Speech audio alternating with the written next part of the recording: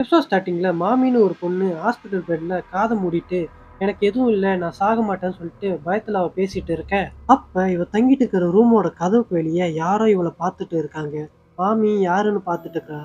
அப்ப கதவு திடீர்னு ஓப்பன் ஆகுது. மாமி பயத்துல கத்துறா. மறுநாள் காலையில மாமி டாக்டர் குரோடா கிட்ட நான் நேற்று நைட்டு ஒரு உருவத்தை பார்த்தேன், எனக்கு ரொம்ப பயமா இருக்கு, நான் சாக விரும்பலன்னு சொல்லி டாக்டர் குரோடா கிட்ட அழுகுறா. டாக்டர் குரோடாவும் உனக்கு இருக்கிற இந்த பிரச்சனையை நினைச்சு நீ கவலைப்படாத, அது கூட கொஞ்சமாச்சும் போராட பாரு, அப்பதான் இதுல இருந்து நீ சர்வே ஆக முடியும்னு சொல்லி அவகிட்ட சொல்லிட்டு வராரு.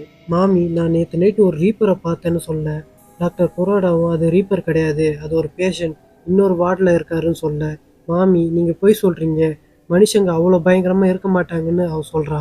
டாக்டர் குரோடாவோட அசிஸ்டண்ட்டும் அந்த இன்னொரு பேஷண்ட்டுக்கு என்னதான் ஆச்சு டாக்டர் அப்படின்னு சொல்லி கேட்க டாக்டர் குரோடாவும் அவனை தான் போய் இப்போ நம்ம பார்க்கணும், வா நான் உன்னை கூட்டிட்டு போய் காட்டுறேன் அப்படின்ட்டு கூட்டிட்டு போவேன். போற வழியிலேயே டாக்டர் குரோடா அந்த அசிஸ்டன்ட் கிட்ட அந்த பேஷண்ட்டை பத்தின டீட்டெயில்ஸ் எல்லாம் சொல்றாரு. அந்த பேஷண்ட்டோட பேரு முகோடா.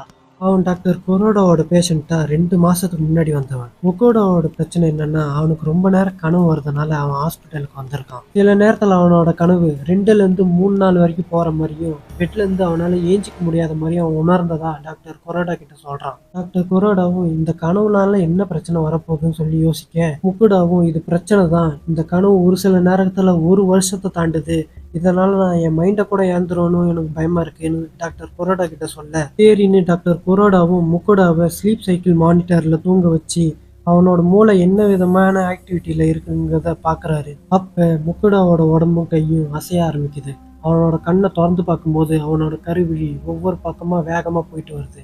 அவனோட ஸ்லீப் சைக்கிள் மானிட்டர்ல வித்தியாசமா அவன் ஏதோ கனவு காண்றாங்கிறது டாக்டர் குரோடாவுக்கு தெரிஞ்சது. டாக்டர் குரோடாவும் அவனை எழுப்பி நீ இன்னும் கனவுல தான் இருக்கியா அப்படி சொல்லி கேட்க முகோடாவும் நான் எங்க இருக்கேன்னு சொல்லி கேட்குறான்.